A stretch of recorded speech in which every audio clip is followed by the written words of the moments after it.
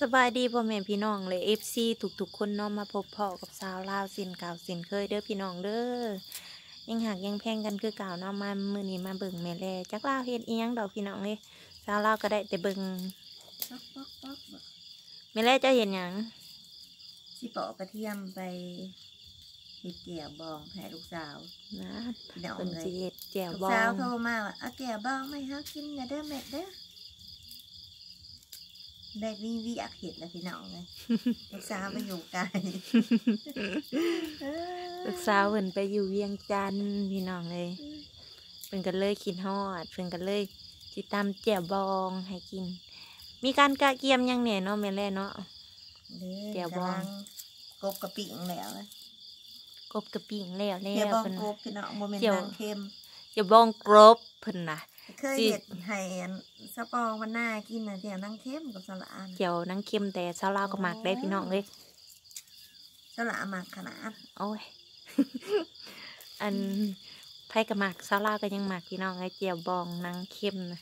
กินแล้วนุบนับดีค่ะนะพี่น้อง ให้เพราะว่าหนังมันสีเขาจะเอามาขายเนาะ อืม สื่อน้ำเขาจะเอามันหนาดี อืม หนังกันไม่เห็ดสละเอาถ้ามีหนังดี เฮ็ดมาให้กินอีกเด้อว่า อันนี้ก็มีกระเทียมแล้วก็หัวผักบัวเนาะพี่น้องเพิ่นกำลังปอกเนี่ยรอถาเพิ่นสิเฮ็ดแนวได้ต่ออีกแต่กำลังสิขัวเนาะกำลังสิขัวกระเทียมแล้วก็หัวหอมพี่น้องวิธีการเฮ็ดแจ่วหยังก็ แจ่วบอง แจ่วบองกบพี่น้องแจ่วบองกบรอให้มันเดือดพี่น้องไฟก็จะเต้นแห้งแล้วได้เล่นปุ๊บน้ำบ่ทันเลยนะ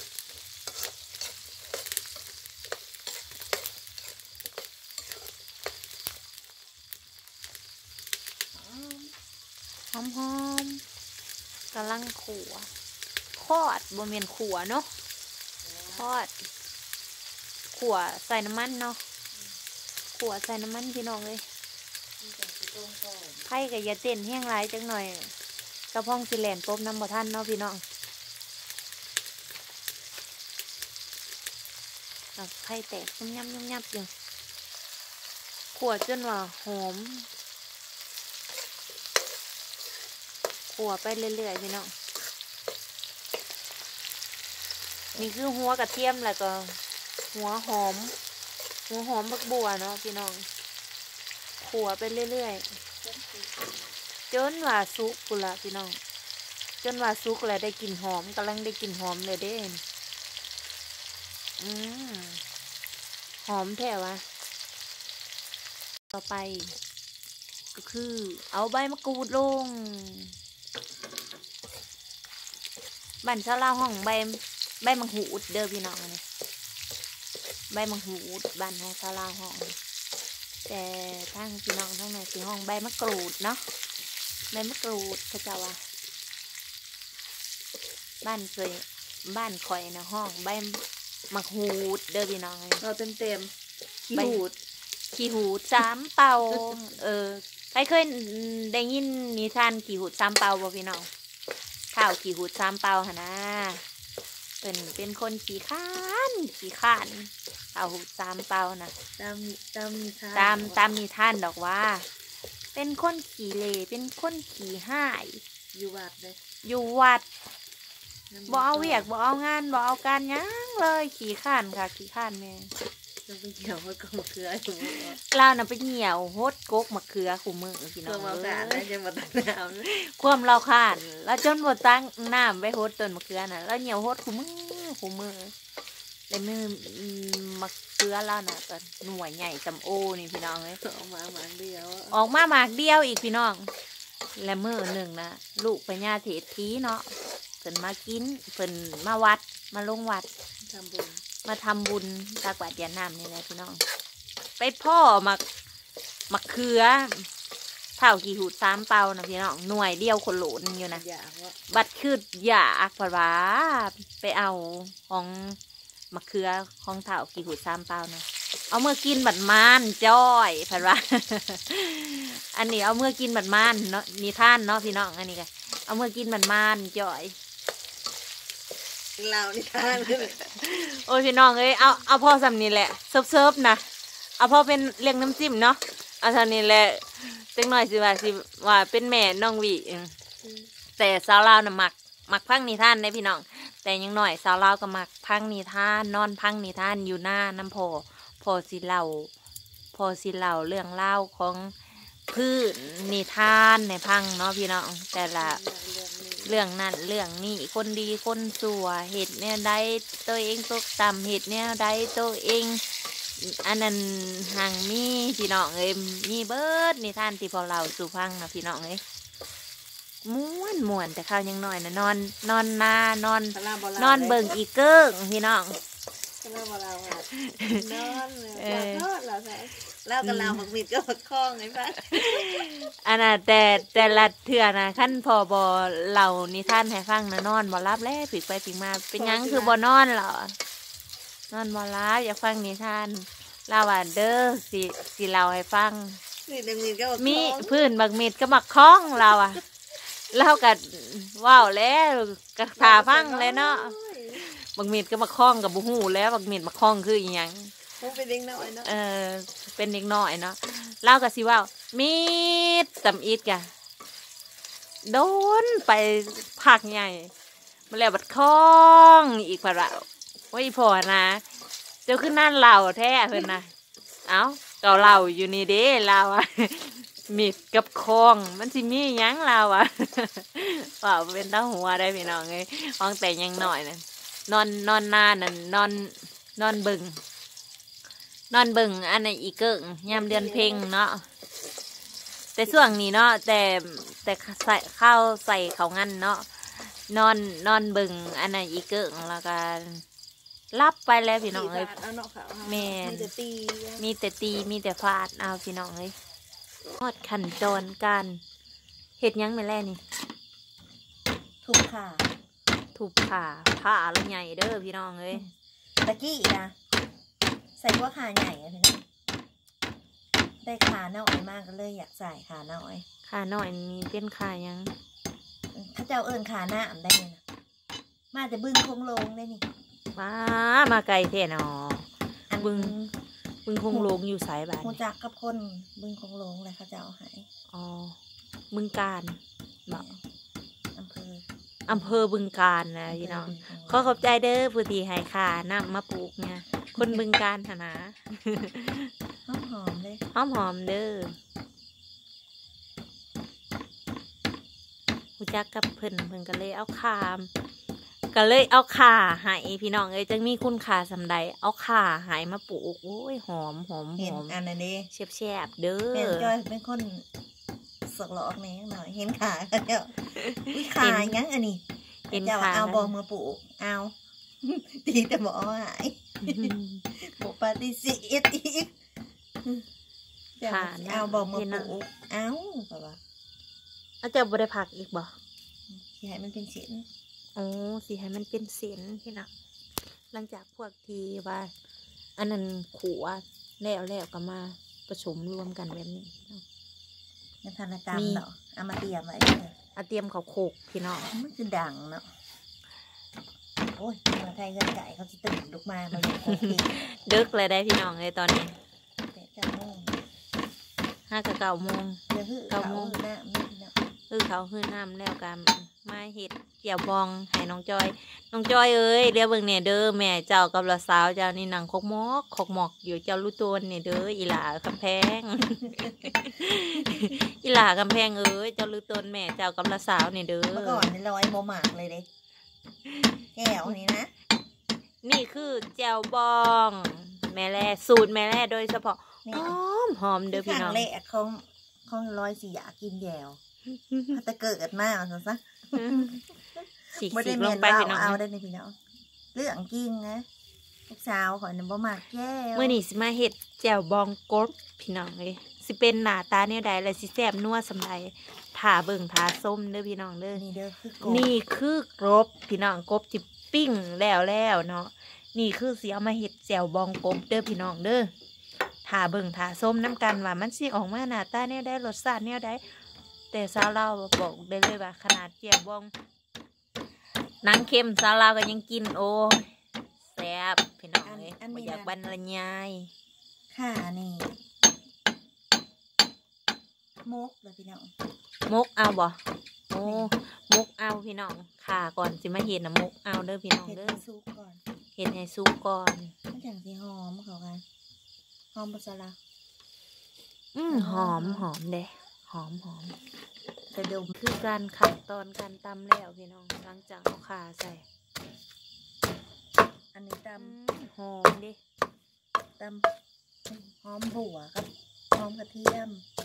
เจ้าเอาแจ่วลงแล้วยังโอ้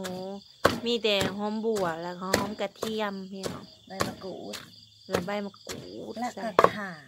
แล้วก็ข่าลงไปตำจนละเอียดแม่นบ่ปานใดตำจนละเอียดละพี่น้องเลยตอนนี้ก็ฮอดขั้นตอนการบิกรบลงสิบิลงแบบนี้แหละพี่น้องไก่สิบิเบิดแหละบีแล้วก็สิตำเนาะ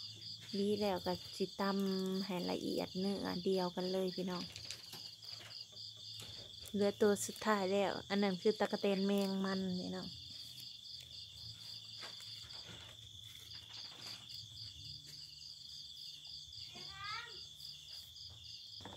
ตอนนี้ก็ฮอดขั้นตอนการตำแล้วพี่น้องตำไปเรื่อยๆจนว่าแหลกพุ่นเลยพี่น้องเลย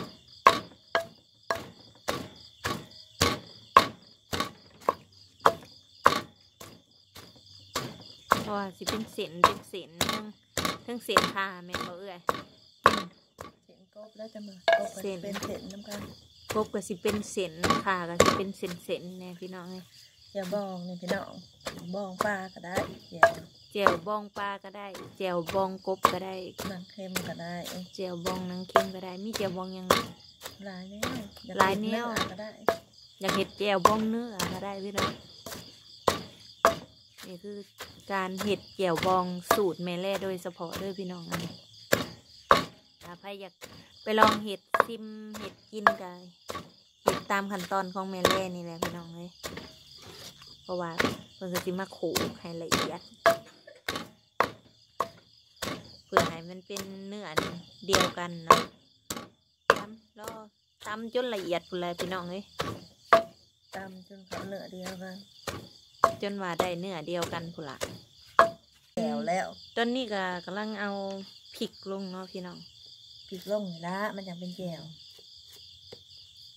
บองขาบองกบหมักพริกกับโบเป็นแก้วพี่น้องหอมพี่น้องเลยแจ่วบองกบแล้วนี่พี่น้องนี่แหละเริ่มปรุงเลยเด้อพี่น้องได้คือแป้งนัวพี่น้องแป้งนัวกับซูรสนี่แหละพี่น้องเอ้ยจะหนักไปเลยผมหล่นหมดเลยแม่นบ่พี่น้องบ่ไหว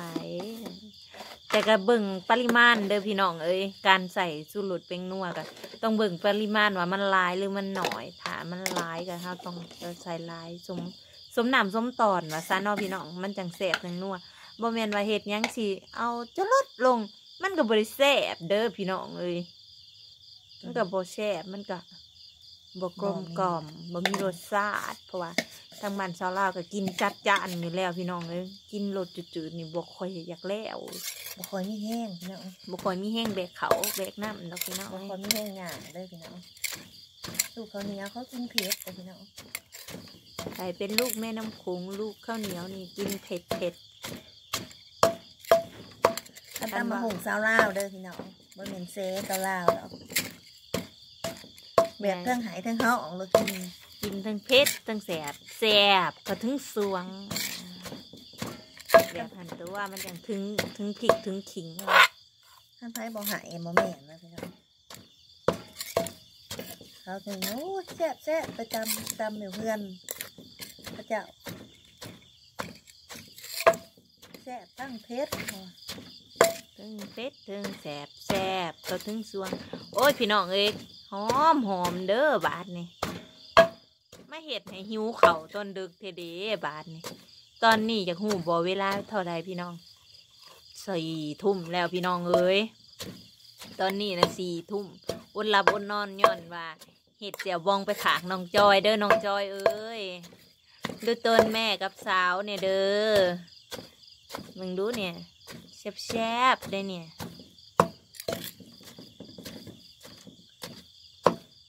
กูได้มากคลิปนี้ก็กดแชร์กดไลค์ได้เนาะพี่น้องกดซับตะไคร่นำเพราะว่าเป็นการเช็ดสิ้นแล้วเจียวบองนี่แล้วก็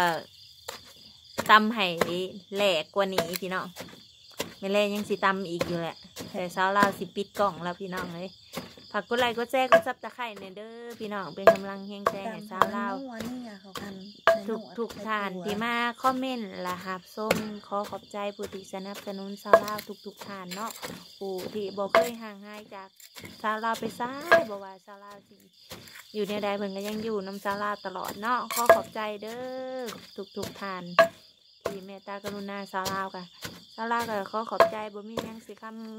ำยังสิอวยพรดอกมีแต่ให้อยู่ดีมีแห้งสุขภาพแข็งแรงลำรวยเนาะเจริญหุ่งเฮืองเด้อพี่น้องเด้อบ๊ายบายพอกันคลิปหน้าเด้อใครอยากกินเจียวบ้องกับเงินถ้วยมาพี่น้องสิตักให้ไม่แล้วว่าสิแบ่งให้อยู่เจียวบ้องถ้าใครอยากมาลิ้มรสชิมรสอันนั้นถามงานบุญผาป่าบ้านนามุงเด้อพี่น้องเด้อถ้าใครอยากกินเจียวบ้องซีมือแม่ลาวแล้วซีมือแม่แล่แล้วก็สาวลาวตามมังหุงก็ถามมากินตอนงานบุญผาป่าเด้อพี่น้องเพราะว่าเป็นสิจัดขึ้นในประมาณเดือนเมษายนนี่แหละพี่น้องรอรุ่นผู้ใด